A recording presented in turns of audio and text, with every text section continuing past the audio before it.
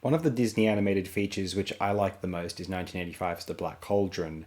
I previously discussed Lady and the Tramp having an anniversary this year, they're also Cauldron, and I assume I mentioned that in my video for Tramp uploaded relatively recently, and that I was wholly fond of Cauldron.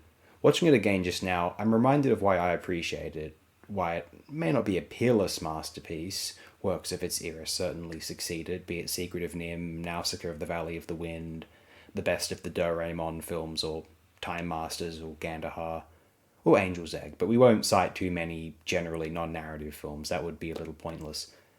And also, we can see why Black Cauldron didn't succeed at the time as a film for general audiences, and certainly from those who are looking to see the newest Disney film. Let's explain why this seems to have been. As has been mentioned before, Black Cauldron is fairly gothic for a children's film, and in being focused on attempting to, by the second half anyway, thwart the aspirations of an ominous sorcerer, it isn't as cute or cuddly as your Fox and the Hounds, American Tales, Little Mermaids, or even A Secret of Nim advertised with cute little mice on the poster or an imposing owl. Kids would want to see it. It seems, say, Disney adjacent at least. Whereas Black Cauldron is some fantasy endeavour, many might have wondered why Disney was straying from their generally successful commercial formula. They tried to reel it back at the last minute. 10-ish minutes of footage were infamously cut and then lost, for reasons seemingly mostly related to the violent content of these moments. Although it remains ultimately true, cut footage or not, Black Cauldron is more for 10 to 11-year-olds than 5 to 6-year-olds. And the teens might be put off by the fluffy side characters, occasional spots of humour, aimlessness of the plot, to some extent, or at least functional, sort of archaic in respect, nature of the plot line, and the general quaintness of it all, we could maybe argue. That all being said, I love The Black Cauldron for its animation accomplishments, its enriching fantasy setting, its willingness to explore more frightening and grim themes, the overall art design, and the enrapturing musical accompaniment from the rather great Elmer Bernstein. Black Cauldron has a habit of wrapping up its plots fairly easily and conveniently. The pig is safe and ultimately unnecessary in the film's second half. The cauldron is awakened and ultimately consumes its supposed master, the film's antagonist also. The witches are seemingly trustworthy with the cauldron, though the cauldron appears to have been cleansed of its supernatural properties, possibly.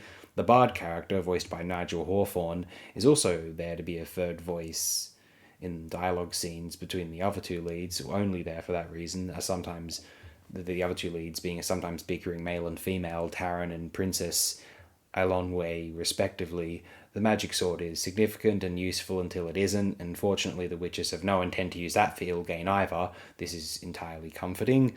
But it's a very fun watch, and if you know exactly what it is, everything that will happen, you can have a great time with The Black Cauldron, and if you're at all an admirer of animation, you'll definitely find the viewing experience a thoroughly enriching one.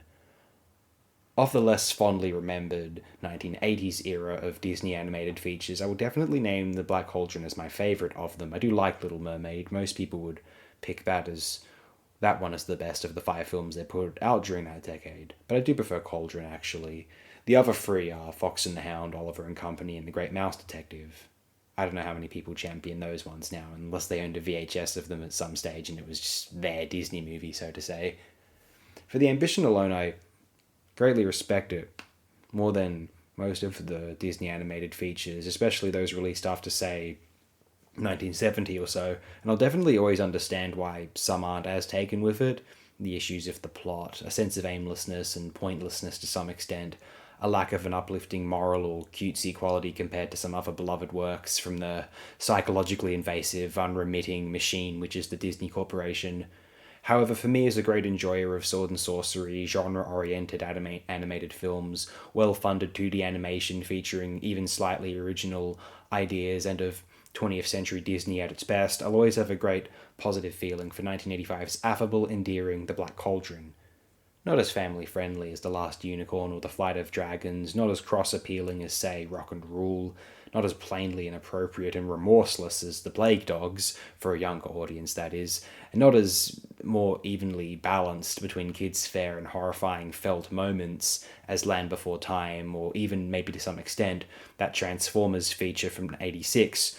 Though if anyone ever asks me my thoughts on The Black Cauldron, I'll enthusiastically reply, oh, I love The Black Cauldron. The animation alone, the original for Disney art design, I have a cracker of a time watching that one.